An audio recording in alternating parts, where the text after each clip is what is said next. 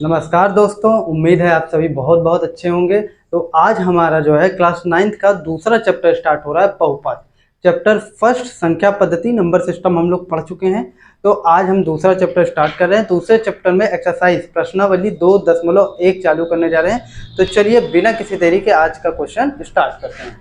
तो प्रश्नावली 2.1 का पहला क्वेश्चन है, निम्नलिखित में कौन कौन एक चर बहुपद है, कौन कौन नहीं है, कारण के साथ उत्तर दीजिए। मतलब एक चर, जैसे चर क्या होता है, मैं आपको थोड़ा सा डाउट क्लियर कर देता हूँ। चर क्या होता है? जिसका मान बदलता रहता है। और अक्षर क्या होता है? जिसका मान नहीं बदलता है। तो जितने भी ABCD XYZ का ख ग घ अंगा, ये सब क्या है? आपके चर हैं, क्योंकि इसको कोई भी आप अपने स्वेच्छा से वैल्यू दे सकते हैं। तो जिनका मान बदलता रहता है वो चर, जिनका मान नहीं बदलता वो अचर। जैसे 5 है तो जीवन भर 5 रहेगा, कभी 6 नहीं हो जाएगा। तो आइए देखते हैं सॉल्यूशन।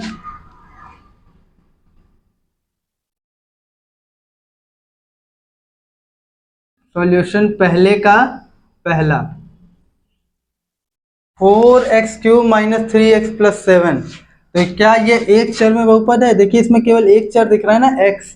तो आप लिखेंगे हाँ, यह एक चर में एक बहुपद है। दूसरा वाला देखिए, इसमें भी केवल एक चर दिख रहा है ना, तो इसमें भी आप लिखेंगे हाँ। तीसरा वाला देखते हैं। पहली बात तो तीसरे वाले को हमको थोड़ा सा सॉल्व करना पड़ेगा।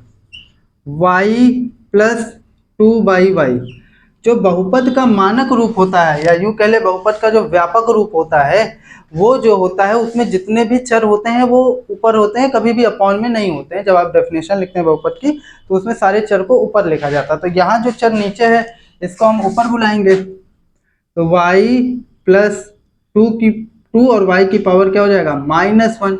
अब देखिए, क्योंकि पावर नीचे अगर प्लस में है तो ऊपर आएगी तो किसमें हो जाएगी? -1 में। अब बहुपद होने के लिए क्या होता है? बहुपद होने के लिए इसमें जो चर की घात होती है, एक पूर्ण संख्या या ऋणोत्तर पूर्णांक। अब ऋणोत्तर पूर्णांक थोड़ा सा भारी वर्ड हो जाएगा, इसलिए आप समझिए पूर्ण संख्या। पूर्ण संख्या क्या होता है?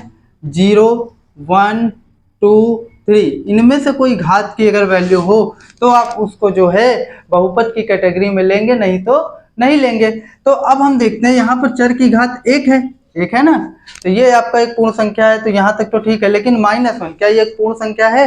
नहीं है, ये आपका पूर्णांक में जाता है। किसमें चला जाता है? पूर्णांक में, इसलिए ये बहुपद ही नहीं है। तो एक चर की तो हम बात ही नहीं करेंगे, नहीं लिख देंगे। उसी तरह नेक्स्ट आइए, तीसरा और चौथा। इसमें एक क्वेश्चन हमारा छूट गया, तो इसको मैं यहाँ पे कर दे रहा हूँ। 3√t + t√2। हमें देखिए अचर से कोई मतलब नहीं है। इसमें बहुपद की जो डेफिनेशन होती है उसका मतलब हुआ कि चर की घात एक पूर्ण संख्या होनी चाहिए। तो अब हम देखिए, इसमें भले इस पर रूट लगा है हमें दिक्कत नहीं है, लेकिन इस पर रूट लग गया तो हमें बहुत बड़ी समस्या हो गई। इसमें हम t की घात 1/2, रूट का मतलब होता है 1/2 + t की घात √2। अब इसमें देखिए, अगर चर की घात 1/2 है तो क्या 1/2 पूर्ण संख्या है? नहीं, तो ये बहुपद ही नहीं है। तो एक चर में आप बहुपद की बात नहीं करेंगे। तो आप लिखेंगे यहाँ नहीं। क्या लिखेंगे? नहीं। अब आइए 1 2 3 4 5, x की पावर 10 + y की पावर 3 + t की पावर 10। अब देखिए हमसे बोल रहा है निम्नलिखित में कौन सा एक चर में बहुपद है। देखिए अब यहाँ पर पहले देखिए घात देखिए, ये 10 है, ये 3 है, ये 10 है। तो ये पूर्ण संख्या है ना तीनों के तीनों। तो ये बहुपद तो है, लेकिन एक चर में बहुपद नहीं है। तो बहुपद अगर ये पूछा होता बहुपद है कि नहीं, तब तो हम हाँ लिखते हैं, लेकिन पूछा एक चर में बहुपद है, नहीं, एक चर में बहुपद नहीं है। क्यों? क्योंकि इसमें x भी है, y भी और t भी है। तो यहाँ आप लिखेंगे नहीं। तो ये आपको समझ में आ गया? एक बार रिवाइंड करके फिर से देखिए, नहीं समझ में आता है तो कमेंट करिए किस पॉइंट में आपको समझ में नहीं आया। आइए चलते हैं नेक्स्ट क्वेश्चन पे।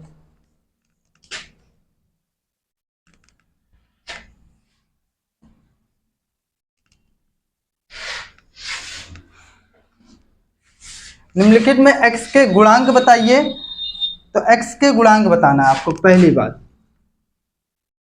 2 पहले दूसरे का पहला, 2 + x² + x।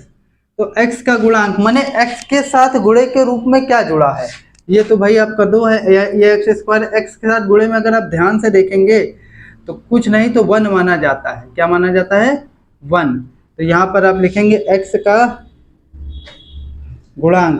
गुणांक बराबर क्या होगा? 1 हो जाएगा।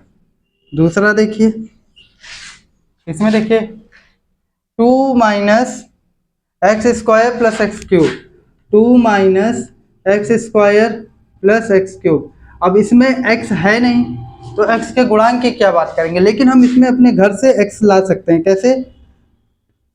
0x3, इस तरीके से ये हो गया 0 इंटू एक्स क्यूब। तो x का नहीं, सॉरी, ये एक्स क्यूब हो जाएगा प्लस 0 इंटू एक्स कर देंगे, 0 इंटू एक्स। तो अब x का गुणांक क्या हो जाएगा? 0। तो यहाँ पे लिखेंगे x का गुणांक बराबर 0। नेक्स्ट देखिए, pi by 2x square plus x, pi by 2x square plus x. तो अब एक बात बताइए, हमसे x के गुणांक के बारे में पूछा है ना, तो x का गुणांक यहाँ पर क्या है? x का गुणांक यहाँ पर 1 है, क्योंकि x के साथ 1 जुड़ा हुआ। अगर यहीं पर सपोज करिए x स्क्वायर का गुणांक पूछा होता तब तो हम कहते पाई बाई 2 है। ठीक है। अब आइए 4th number, √2x plus 1, √2x plus 1। तो अब एक बात बताइए, यहाँ x का गुणांक क्या होगा? क्या जुड़ा है x के साथ? √2। तो आप लिखेंगे बराबर √2। लिख लीजिए जल्दी से इसको। मेरे ख्याल से मुझे एक डाउट हो रहा है, इसमें जो क्वेश्चन में एक्स स्क्वायर का गुणांक पूछा था तो मैंने एक्स का गुणांक लिख दिया है, तो हो सकता है वहाँ थोड़ा मिस्टेक हो गया हो, लेकिन कॉन्सेप्ट तो खैर आपको समझ में आया ना। चाहे एक्स स्क्वायर का गुणांक पूछ ले, चाहे एक्स का पूछ ले, हमको कॉन्सेप्ट अगर क्लियर है तो पता ही हो जाएगा।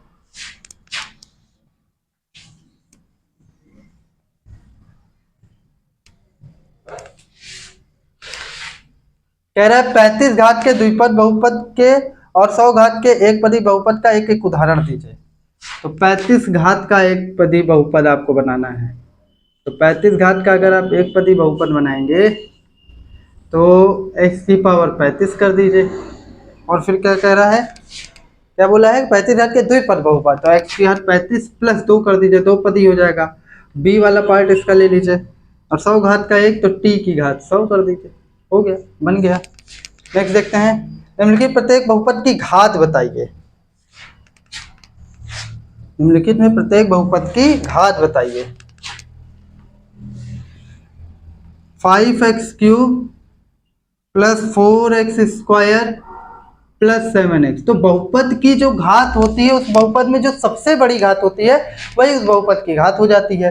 तो इसमें सबसे बड़ी घात कौन सी है? 3। तो इसमें आप लिखेंगे बहुपद की घात, क्या लिखेंगे? बहुपद की घात।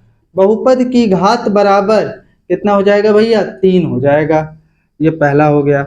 दूसरा वाला, अब डायरेक्ट कर रहा हूँ, क्वेश्चन नहीं लिखूंगा, क्वेश्चन यहाँ लिखा है। हाँ, 4 माइनस वाई स्क्वायर, सबसे बड़ी घात अपने आप से पूछे, लिख देते हैं, छोटे सा है, चलिए। 4 माइनस वाई स्क्वायर, सबसे बड़ी घात 2 है, तो यहाँ पर आप लिखेंगे बहुपद की घात, बहुपद की घात बराबर 2। तीसरा 5t माइनस √7, 5t माइनस √7। तो यहाँ पर बहुपद में सबसे बड़ी घात क्या है? कुछ नहीं तो 1 मानी जाएगी। तो बहुपद की घात बराबर 1। ठीक है। नेक्स्ट, और फोर्थ का लास्ट 3। अब इसमें तो घात समझ ही नहीं आ रही है, लेकिन इसमें भी रहती है। इसको 3 गुणे 1 कर दीजिए, और इसको 3x की घात 0 कर दीजिए। तो किसी की पावर 0 तो उसका मान क्या होता है? 1 होता है। तो अब ये क्या हो जाएगा? बहुपद की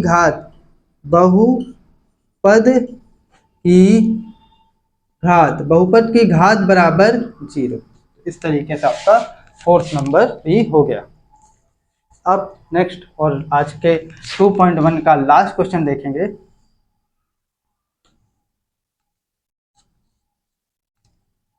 निम्नलिखित प्रत्येक बहुपद में रैखिक द्विघाती और त्रिघाती बहुपद बताइए। रैखिक बहुपद होता है जिस बहुपद में अधिकतम घात 1 होती है उसे रैखिक बोलते हैं, जिसमें 2 होती है इसको द्विघात, जिसमें 3 होती है इसको त्रिघात। तो इसमें पांचवे का पहला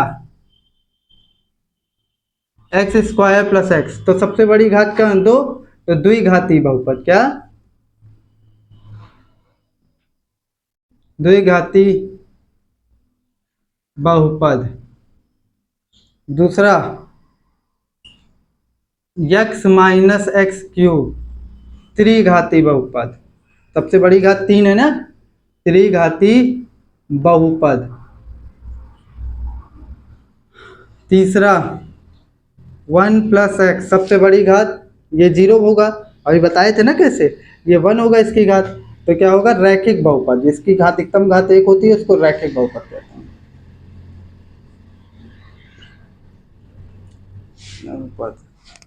नेक्स्ट एक छूटा है क्या, हाँ एक छूट गया, चलिए चौथा यहाँ कर देते हैं, इसको यहाँ कर देते हैं, y plus y square plus 4। देखिए आप, मैं लिख नहीं रहा हूँ, सीधे आपको बता देता हूँ, आप तो आप खुद ही समझदार हो गए हैं। इसमें अधिकतम घात कितनी है 2, तो द्विघात बहुपद। इसमें अधिकतम घात कितनी है 1, तो रैखिक बहुपद। इसमें भी 1, तो रैखिक बहुपद। इसमें 2, द्विघात बहुपद। इसमें 3, त्रिघात बहुपद। इस तरीके से आपका एक्सरसाइज 2.1 चैप्टर बहुपद पॉलिनोमियल समाप्त होता है। तो इसी प्रकार के नेक्स्ट वीडियो देखने के लिए आप अपने प्यारे से चैनल केडी ग्रुप स्टडी को सब्सक्राइब कर दीजिए। तब तक के लिए नमस्कार, मिलते हैं, जय हिंद जय भारत।